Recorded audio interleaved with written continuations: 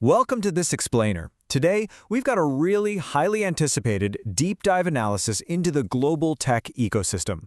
We've sourced this massive comparative data set that promises to map out the entire worldwide smartphone industry. I am absolutely thrilled to unpack this with you guys, because when we talk about mobile brands by country, we're really talking about the very fabric of modern global communication and commerce. The data we're looking at today comes from a source titled Mobile Brands by Country, Smartphone Brands from Different Countries Comparison. So get ready, because we're going to break down every single piece of information provided in this source material.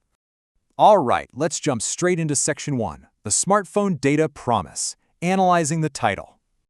Just looking at this title, Mobile Brands by Country, Smartphone Brands from Different Countries Comparison, it sets an absolutely incredibly high bar, doesn't it?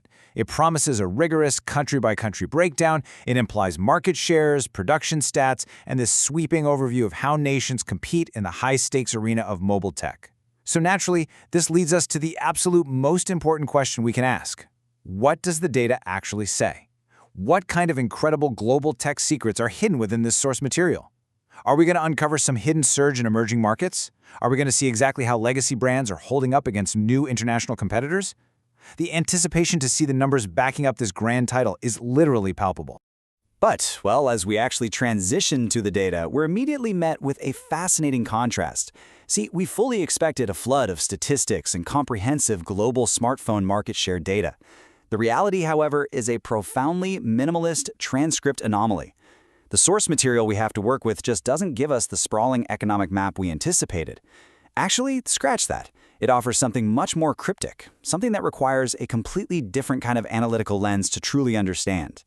Which brings us to Section 2, the Transcript Reality, unveiling the source. Okay, let's confront this data head-on. We are going to look at the literal, unfiltered truth of the provided source material. No assumptions, no outside information, just the absolute pure data text that was extracted from this global comparison. Here is the exact, unedited quote from the transcript. Thank you, foreign. Thank you, foreign. And yeah, that's it. That is the complete data set. So, the absolutely crucial point here is that there are exactly 12 words in the entire provided source text for this promised global analysis. Just 12 words. We expected a global encyclopedia of smartphone manufacturing, and instead we've been handed a microscopic 12-word poem of automated confusion. But hey, as an explainer, we don't just ignore the data we're given, right? We analyze it. Let's move right along to Section 3, Word Frequency Analysis, mining the data we have. Since we are fully committed to the data provided, let's pivot to a strict linguistic breakdown of these 12 words. If all we have is this highly repetitive string of text, well, then our job is to unpack its structure and see what it tells us about the nature of automated information in the digital age. Before we count the words, we really need to understand the terminology. We have the word foreign. In the context of this specific source, foreign acts as a placeholder text. It's often used by auto-captioning algorithms to indicate unrecognized non-English language audio. Basically, the system hears a language it isn't programmed to transcribe in that moment, kind of just gives up, and stamps the word foreign into the record. It's essentially an algorithmic shrug. And what's really super interesting here is the overwhelming dominance of that algorithmic shrug. We can see the exact breakdown of our 12-word universe. We have exactly 8 instances of the word foreign, compared to just 2 instances of the phrase thank you. The data is incredibly heavily skewed toward a complete lack of recognition. The machine recognizes gratitude twice, and literally throws its hands in the air 8 times. Now let's track how this builds chronologically throughout the entirety of the transcript's gripping narrative arc. Because yes, even 12 words have a structure. Phase 1 kicks off with some politeness, a simple thank you.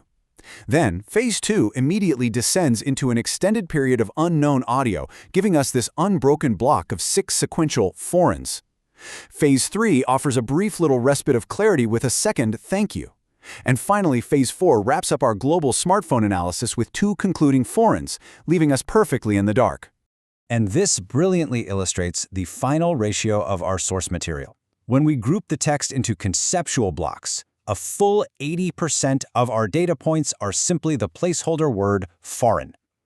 Only 20% of the information represents a recognizable English phrase, thank you. So the vast majority of the promised comparison of different countries' smartphone brands was entirely lost in algorithmic translation. Which brings us to our final, absolutely essential takeaway for today's explainer. We started with this massive grand promise, right? A definitive guide to mobile brands around the world, and we ended with a glitch in the matrix. So, what does this actually tell us about trusting auto-generated expectations? Well, I think it's a great reminder that in our highly automated, data-driven world, the packaging of information, the title, can often be wildly divorced from the reality of the content itself. Sometimes, the most comprehensive global analysis the internet promises you literally just boils down to a confused algorithm saying thank you and foreign. Always keep questioning the data, keep looking at the source, and I will catch you guys in the next explainer.